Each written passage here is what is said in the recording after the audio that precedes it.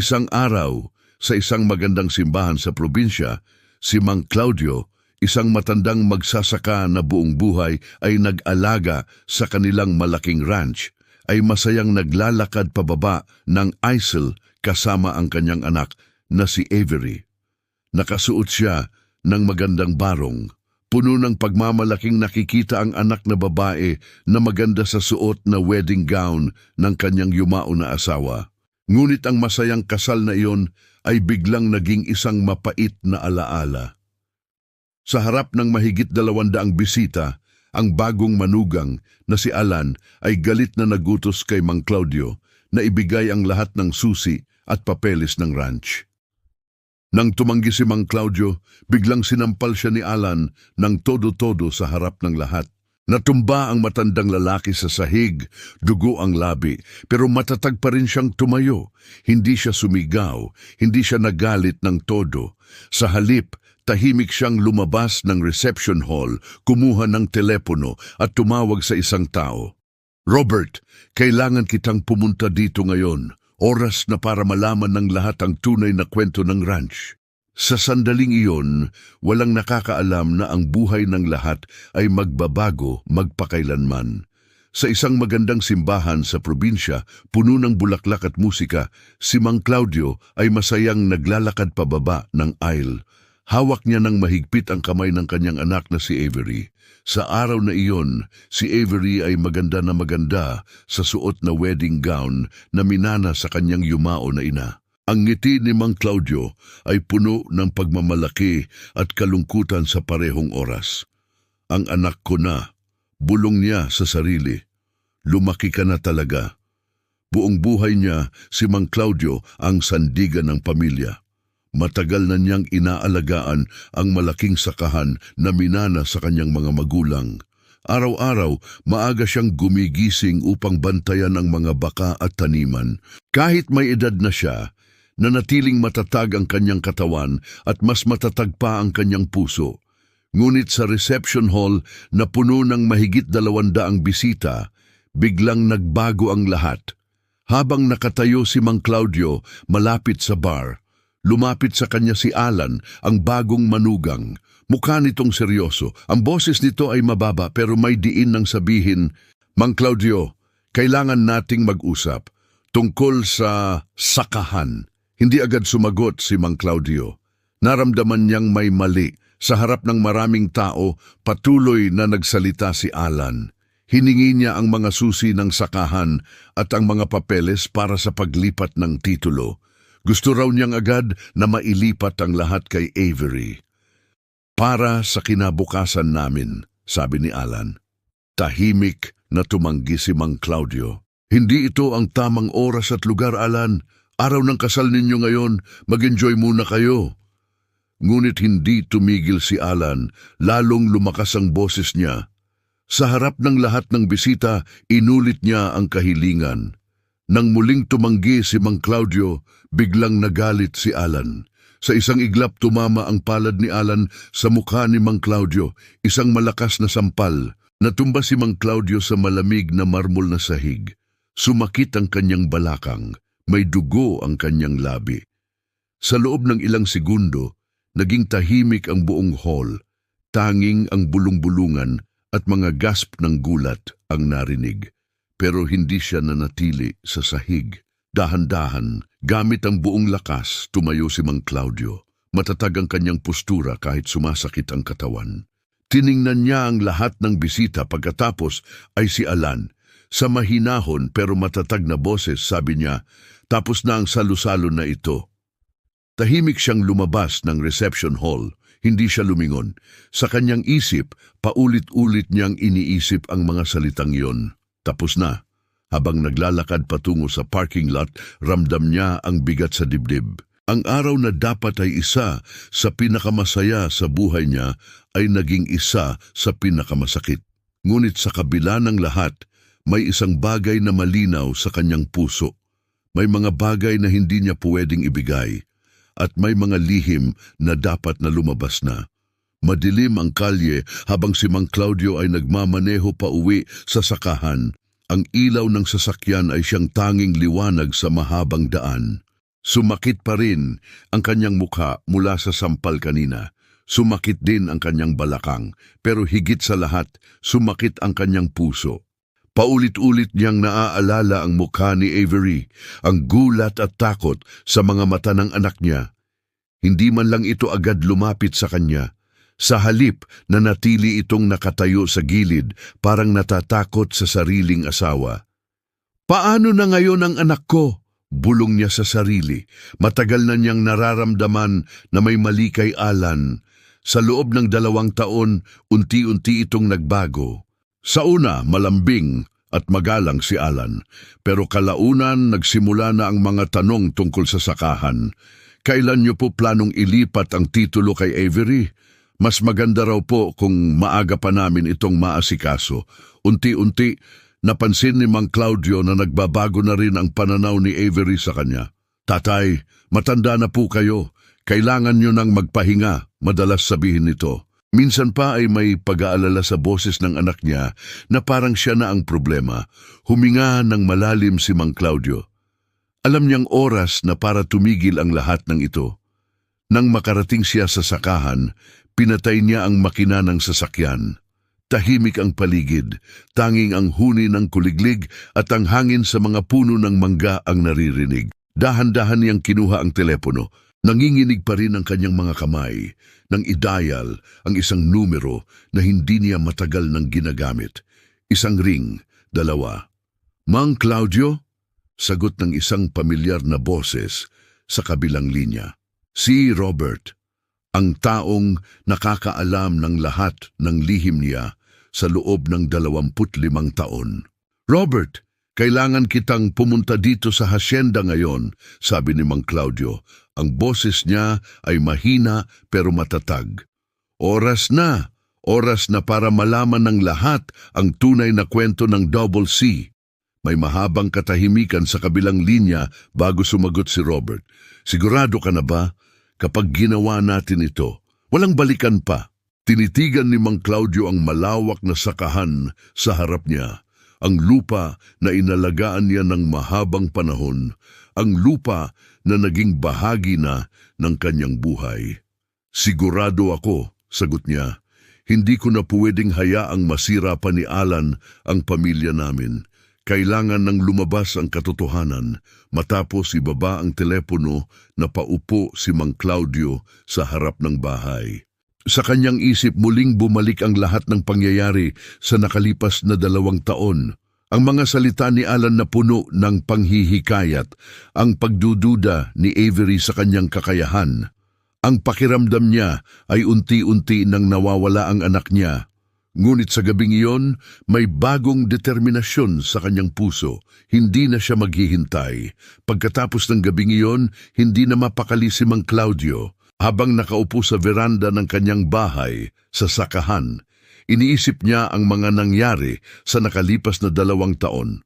Unti-unti, parang may lumalaking bitak sa pagitan niya at ng kanyang anak na si Avery. Sa una, simple lang ang mga salita ni Alan. Tuwing may family dinner, mahinahon niyang sasabihin, "Avery, napapansin ko pong madalas na pagod si tatay. Ang laki pa naman ng sakahan, baka naman po kailangan na niyang magpahinga." Si Avery na palaging masunurin at mapagmahal ay unti-unting napapaisip. "Oo nga po sasabihin nito minsan. "Tatay, matanda na po kayo. Baka masama pa sa kalusugan niyo ang magtrabaho ng ganito kalaki." Hindi agad napansin ni Mang Claudio. Pero habang tumatagal, lalong lumalim ang mga salita. Isang hapon, habang magkasama silang 3 sa sakahan, sinabi ni Alan sa harap ni Avery, "Mahirap na po talagang mag-isa si Mang Claudio dito. Nakakalimutan na niya minsan ng mga bagay-bagay. Kahapon pa nga, nakalimutan niyang i-lock ang gate sa East Pasture." Hindi totoo yon. Pero nang tingnan ni Mang Claudio si Avery, nakita niya ang pag-aalala sa mga mata ng anak. Parang unti-unti nang nawawala ang tiwala nito sa kanya. Sa gabi, kapag mag-isa na si Mang Claudio, sumasakit ang kanyang dibdib. "Paano nangyari ito?" tanong niya sa sarili. "Ako ang nagpalaki sa kanya. Ako ang nagturo sa kanya kung paano alagaan ang lupa. Ngayon, Parang ako na ang hindi na mapagkakatiwalaan. Alam niyang ginagawa ito ni Alan ng dahan-dahan, ng mahina, ng walang ingay. Ginagamit nito ang pagmamahal ni Avery sa kanyang ama upang magtanim ng duda. Para sa ikabubuti niyo raw po, madalas sabihin nito, para hindi na po kayo mahirapan. Unti-unti nagiging malayo si Avery. Mas madalas na itong tumatawag para mag-alala kaysa magkwento tungkol sa buhay nito. Mas madalas na makinig ito kay Alan kaysa sa kanyang sariling ama. Isang gabi, pagkatapos ng isang tawag sa telepono kung saan sinabi ni Avery na baka nga po kailangan nating pag-isipan ang future ng sakahan, napaupo si Mang Claudio sa kanyang lumang upuan sa kusina. Malalim ang hininga niya. Hindi na ito basta simpleng pag-aalala ng isang anak. Ito ay bahagi na ng isang mas malaking plano. At siya, si Mang Claudio, ay unti-unting nawawala ng anak sa harap ng kanyang mga mata. Ngunit sa kabila ng sakit na iyon, may lumalaking determinasyon sa kanyang puso. Hindi niya hahayaang mawala ng ganito ang pamilya na kanyang pinaghirapan. May mga bagay na kailangang protektahan. At may mga katotohanan na dapat lumabas na. Sa mga sumunod na araw, tahimik na naghanda si Mang Claudio. Hindi siya nagsalita ng malakas. Hindi siya nagreklamo. Sa halip, ginawa niya ang lahat ng palihim, ng may kalma at determinasyon.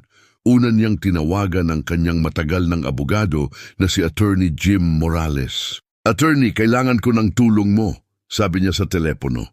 "May mga bagay na kailangang ihanda tungkol sa sakahan at sa manugang ko." Pagkatapos niyon, tumawag siya kay Dr. si Patricia Santos, ang kanilang pamilyang doktor sa loob ng 15 taon. "Doc, gusto ko pong magpa-complete physical check-up, kasama na ang cognitive test. Kailangan ko ng opisyal na papeles na patunay na malakas pa rin ang isip ko at katawan ko." Nagtaka si Dr. Patricia sa una. "Claudio, kamakailan lang ay nagpa-check up ka. Bakit bigla?" Ngunit nang marinig niya ang buong kwento, agad siyang sumang-ayon. "Hindi ko palalampasin ito, gagawin natin ang lahat ng test. Kapag tapos na, mayroon kang dokumentong patunay na kaya mo pa ring pamahalaan ang sakahan ng maayos." Habang hinihintay ang resulta ng mga pagsusuri, nagsimulang mangolekta si Mang Claudio ng ebidensya. Itinala niya ang lahat ng sinabi ni Alan sa nakalipas na 2 taon, ang mga pangako na hindi nito tinupad, ang mga kasinungalingan na sinabi nito kay Avery. Kahit ang mga recording ng ilang usapan nila ay lahat ay inilagay niya sa isang ligtas na lugar. Sa gabi, kapag tahimik na ang buong sakahan, nakaupo si Mang Claudio sa veranda at tinitingnan ang malawak na taniman. "Matagal ko nang nararamdaman na may plano si Alan," iniisip niya. "Pero hindi ko akalain na abot sa ganito." Masakit pa rin sa kanya na unti-unting nawawala ang tiwala ni Avery. Pero sa halip na magalit, ginamit niya ang sakit na iyon bilang lakas. Alam niyang kailangan niyang maging handa. Hindi para sa kanyang sarili lamang, kundi para sa kinabukasan ng anak niya. Isang araw, dumating ang mga resulta mula kay Dr. Patricia. Lahat ay normal. Mas mabuti pa nga ang kanyang kalusugan kaysa sa maraming taong mas bata sa kanya. Ngumiti si Mang Claudio habang hawak ang mga papeles. "Salamat Lord," bulong niya, "hindi pa ako tapos." Sa kanyang puso, alam niyang malapit na ang oras ng harapan. Hindi na siya ang dating Mang Claudio na tahimik na nagtiis. Ngayon, handa na siyang ipaglaban ng kanyang pamilya at ang sakahan na kanyang inalagaan sa loob ng maraming taon. May mga bagay na sulit na ipaglaban at may mga katotohanan na kailangang ipagtanggol. Habang nakaupo sa veranda ng kanyang bahay, hinayaan ni Mang Claudio ang kanyang isip na bumalik sa nakaraan. 25 taon na ang nakalipas. Iyon ang pinakamahirap na panahon sa buhay niya. Namatay ang kanyang asawang si Margarita dahil sa kanser. Matagal at masakit ang laban nila. Halos lahat ng kanilang ipon ay naubos sa pagpapagamot. Nang mailibing niya ang asawa, naiwan siyang mag-isa kasama si Avery na noon ay 7 taong gulang pa lamang. Kasabay niyon, isang malaking tagtuyot ang tumama sa kanilang sakahan. Namatay ang mga baka, natuyo ang mga balon. Ang bangko ay nagbabanta na agawin ang buong lupain. Parang lahat ay sabay-sabay na nawasak. Isang gabi, habang nakaupo si Mang Claudio sa harap ng bahay at tinitingnan ang madilim na langit, dumating ang isang itim na sasakyan. Bumaba si Robert Hawthorne, isang maayos na lalaki na may dalang briefcase. "Gusto naming tulungan kayo, Mang Claudio," sabi ni Robert. "Bibili namin ng sakahan, pero mananatili kayo bilang tagapamahala. Magpapatuloy ang buhay niyo dito. Ako ang bahala sa lahat ng gastos sa operasyon. Ikaw pa rin ang mukha ng hasyenda na ito." Noong una, nagdalawang isip si Mang Claudio. Pero wala siyang ibang choice. Upang mapanatili ang tirahan at mapalaki si Avery, pumayag siya. Nilagdaan niya ang kontrata sa Meridian Investment Consortium. Mula noon, ang sakahan ay opisyal na sa kanila, pero siya ang patuloy na namamahala. Buwan-buwan, may dumarating na suporta. Ang sakahan ay unti-unting bumangon. Mas maganda pa ang kalagayan nito kaysa dati. Sa loob ng 25 taon, walang nakakaalam ng katotohanan. Kahit si Avery, lagi niyang iniisip kapag nalaman niya baka masaktan siya, baka isipin niyang wala akong kakayahan. Kaya naman, itinatago niya ang lihim na iyon ng mahigpit. Gusto niyang protektahan ang anak niya mula sa hirap at kahihiyan. Ngunit ngayon, dahil kay Alan, hindi na niya ito maitatago. Habang iniisip ang lahat ng ito, ramdam ni Mang Claudio ang bigat sa kanyang dibdib. 25 taon ng katahimikan, 25 taon ng pagpapanggap na siya pa rin ang may-ari. Oras na para sabihin ang katotohanan, bulong niya sa hangin. Hindi na niya gustong magsinungaling pa, lalo na sa kanyang anak. Kahit masakit, alam niyang ito ang tamang gawin. May mga lihim na pinoprotektahan ng pamilya. Pero may mga katotohanan na kailangang lumabas upang ang pamilya ay tunay na malaya. Maaga pa nang sumikat ang araw nang dumating ang 3 itim na sasakyan sa daan patungo sa sakahan. Si Mang Claudio ay nakatayo sa veranda. Ang puso niya ay kumabog ng malakas. Pagkatapos ng maraming taon, ngayon na ang pagkakataon na ibunyag ang lahat. Bumaba muna si Robert Hawthorne, ang pamilyar na mukha na kanyang nakasama sa loob ng 25 taon. Kasunod nito ay 5 taon na pawang maayos ang pananamit. Pinangunahan sila ni Ma'am Margaret Caldwell, isang matatag at may karangalang babae na may pilak na buhok. Siya ang pinuno ng Meridian Investment Consortium. "Claudio," sabi ni Robert habang nakikipagkamay, "ito ang buong lupon ng pamunuan. Narito sila dahil sa iyong tawag." Dinala ni Mang Claudio ang mga bisita sa loob ng bahay. Sa malaking mesa, inilatag niya ang lahat ng papeles, ang resulta ng medical check-up, ang mga recording, at ang mga tala ng mga kasinungalingan ni Alan. Natahimik na nakinig ang lupon habang ikinukwento niya ang nangyari sa kasal. Hinahawi niya ang kanyang boses nang magkwento tungkol sa sampal na natanggap niya sa harap ng 200 tao. "Sa harap ng lahat, sinampal niya ako," sabi niya ng mahina. "At ang anak ko, hindi man lang nakagalaw." Naging tahimik ang buong silid. Si Ma'am Margaret Caldwell ang unang nagsalita. Ang boses niya ay malamig pero puno ng awtoridad. "Hindi namin pinapayagan ang ganitong uri ng pagtrato sa aming mga tao. Ikaw, Mang Claudio, ay naging tapat na tagapamahala sa amin sa loob ng 25 taon. Ang ginawa ni Alan ay hindi lamang laban sa iyo, ito ay laban din sa amin." Isa-isa nilang tiningnan ang mga papeles. Pinakinggan nila ang bawat detalye tungkol sa mga manipulasyon ni Alan, ang pagdududa na kanyang itinanim kay Avery at ang paghahanda ni Mang Claudio sa nakalipas na mga buwan. Matapos ang mahabang usapan, tumayo si Ma'am Caldwell. "Magkakaroon tayo ng aksyon, hindi na tayo maghihintay. Bukas, haharapin natin si Alan dito mismo sa sakahan. Ipapakita natin sa kanya kung sino talaga ang may-ari ng lugar na ito. Nang makaalis ang iba para maghanda, naiwan si Mang Claudio at si Robert sa veranda. Matagal ko nang inaasahan ang araw na ito, sabi ni Mang Claudio. Pero hindi ko akalain na ganito ang mangyayari. Alam namin na protektahan ka namin, sagot ni Robert. Hindi lang ang sakahan ang iniingatan namin. Iniingatan din namin ang mga taong tulad mo na tapat na naglingkod. Sa kanyang puso may halo ng kaba at ginhawa si Mang Claudio. Sa wakas, hindi na siya nag-iisa. May mga taong handang tumayo sa tabi niya. Ngunit ang pinakamahirap pa ay darating, ang sandaling kailangan niyang harapin ang kanyang anak at sabihin ang buong katotohanan.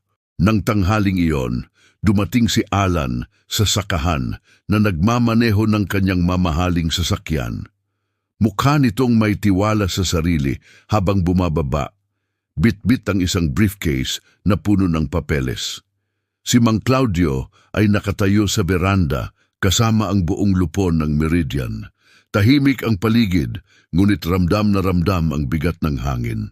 Mang Claudio, sabi ni Alan nang pasok sa bahay, nakita ko na ang desisyon mo. Maganda na rin na tapusin na natin ito ngayon.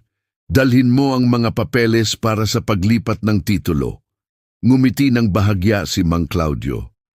Oo, Alan, tapusin na natin ito ngayon. Sa likod niya ay lumabas si Ma'am Margaret Caldwell at ang iba pang miyembro ng lupon. Nagulat si Alan nang makita ang mga estranghero na nakasuot ng maayos na damit. Sino po sila? Tanong ni Alan. Ang boses ay bahagyang nanginginig. Si Ma'am Caldwell ang sumagot. Ang boses niya ay kalmado pero puno ng kapangyarihan. Ako si Margaret Caldwell, chairperson ng Meridian Investment Consortium. Kami ang tunay na may-ari ng sakahang ito sa loob ng 25 taon. Naging puti ang mukha ni Alan. Ano? Anong sinasabi niyo? Tahimik na nakinig si Mang Claudio habang unti-unting nahihiwagaan si Alan. Nang magsalita ito ulit, lumabas na ang tunay na kulay nito. Pero ang lupa na ito ay dapat sa amin ni Avery, sabi ni Alan na galit. May plano na ako, may grupo sa Maynila na handang bumili nito ng malaki. Gagawa kami ng subdivision, magandang bahay, golf course, shopping center. Makakakuha tayo ng malaking pera, mga daan-daang milyong piso. Tumingin siya kay Mang Claudio nang may pagmamalaki. Bakit niyo pa pinapanatili ang sakahan na ito? Lumang-luma na. Mas makakabuti kung ibenta na natin. Sa mga salitang iyon, lubusang lumabas ang kasakiman ni Alan. Hindi na ito tungkol sa pamilya, hindi na ito tungkol kay Avery. Ito ay tungkol sa pera lamang. Si Ma'am Caldwell ay nanatiling kalmado. Kaya pala, kaya mo gustong kunin ang sakahan ay para ibenta agad at para maayos mo ang malalaking utang mo, di ba? Nanginginig na si Alan. Paano niyo nalaman yon? Hindi sumagot si Mang Claudio. Sa kanyang puso may halo ng lungkot at pagkadismaya. Ang lalaking ito na pinagkatiwalaan ng kanyang anak ay handang wasakin ang lahat. Ang sakahan na kanyang inalagaan, ang alaala ng kanyang asawa at ang kinabukasan ni Avery para lamang sa sariling kapakanan. Alan, sabi ni Mang Claudio ng mahinahon, ang sakahan na ito ay hindi kailanman sa akin at hindi rin ito mapupunta sa iyo. Sa sandaling iyon, parang gumuho ang mundo ni Alan. Ang tiwala sa sarili ay nawala. Ang kasakiman ay nahayag sa harap ng lahat. At si Mang Claudio, sa kabila ng sakit sa kanyang dibdib, ay naramdaman ang isang kakaibang kapayapaan. Ang katotohanan ay unti-unti nang lumalabas. Sa loob ng bahay, ang hangin ay parang tumigil sa pagdaloy. Si Mang Claudio ay tumingin ng diretso kay Alan. Ang kanyang boses ay mahinahon pero puno ng lakas nang sabihin, Alan, ang sakahang ito, hindi kailanman sa akin. Napaupo si Alan sa upuan na parang tinanggalan ng lakas ang mga binti. Ano ang sinasabi mo? Nagbibiro ka ba? Si Ma'am Margaret Caldwell ang lumapit. Sa kanyang kamay ay may mga dokumento. Ang totoo, si Mang Claudio ay aming tagapamahala sa loob ng 25 taon. Binili ng Meridian Investment Consortium ang buong sakahan noong panahon ng kanilang pinakamalaking kahirapan. Siya ang namamahala pero kami ang tunay na may-ari. Parang natamaan ng kidlat si Alan. Namutla ng husto ang kanyang mukha. Ang mga mata niya ay puno ng gulat at hindi makapaniwala. Hindi maaari. Pinagsisinungalingan niyo ako. Tahimik na inilagay ni Attorney David Chen ang isang folder sa mesa. Mayroon kaming ebidensya, Alan, sabi niya ng kalmado. Ikaw ay may malalaking utang, mahigit 10 milyong piso sa iba't ibang tao.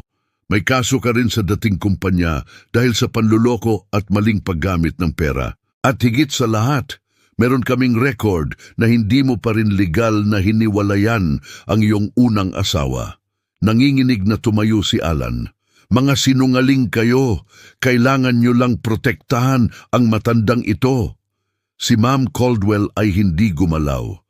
Ang boses niya ay malamig at matatag. Sinampal mo si Mang Claudio sa harap ng 200 tao. Iyon ay karahasan laban sa isang matanda.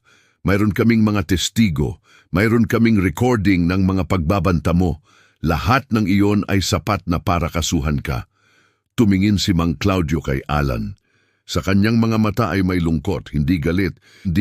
Akala mo ba na madali lang kunin ang sakahan? Akala mo ba na mapipilit mo akong ibigay ang lahat? Ang sakahan na ito ay hindi sa akin, pero hindi rin ito kailanman mapupunta sa isang taong handang wasakin ang pamilya para sa pera. Napaupo ulit si Alan, parang biglang gumuho ang mundo niya. Ang dating mayabang at may tiwala sa sarili ay nawala na. Si Ma'am Caldwell ay nagbigay ng huling salita. Mayroon kang 1 oras para umalis sa lugar na ito. Umalis ka sa probinsya. Huwag kang lalapit pa kina Mang Claudio at Avery. Kung lalabag ka, lahat ng ebidensya na ito ay mapupunta sa pulisya. Sa sandaling iyon, ang katotohanan ay tuluyan ng lumabas. Si Mang Claudio ay naramdaman ng isang mabigat na bato na nahulog mula sa kanyang dibdib. Matagal na niyang daladala ang lihim na iyon. Ngayon sa wakas, nakahinga siya ng maluwag, ngunit alam niyang ang pinakamahirap pa ay darating. Ang sandaling kailangan niyang harapin ang kanyang anak. Sa isang pribadong silid ng isang hotel sa lungsod, tahimik na naghihintay si Mang Claudio. Kasama niya ang buong lupon ng Meridian. Ang kanyang dibdib ay mabigat. Ilang minuto pa lamang ay darating si Avery, ang anak na babae na kanyang minamahal ng buong buhay. Nang pumasok si Avery, mukha siyang pagod at puno ng pag-aalala. Nakaayos pa rin ang wedding gown mula kahapon. Nang makita siya ni Mang Claudio kasama ang mga estranghero, lalong naguluhan ang kanyang mukha. Tatay, ano po ito? Nasaan si Alan? Tanong niya ng mahina. Dahan-dahan, inalok ni Mang Claudio ang anak na maupo. Hinawakan niya ang kamay nito ng mahigpit. Avery, anak, may mga bagay na kailangan mong malaman, sabi niya ng malumanay. Mula pa noong una, hindi ko sinasadyang itago ito sa iyo. Pero ngayon, oras na para malaman mo ang buo. Isa-isa ipinaliwanag ni Ma'am Margaret Caldwell ang lahat. Ang sakahan ay hindi kailanman pag-aari ni Mang Claudio. Nabili ito ng Meridian, 25 taon na ang nakalipas upang mailigtas sila sa kahirapan. Si Mang Claudio ay naging tapat na tagapamahala lamang. Nanginginig ang labi ni Avery habang nakikinig.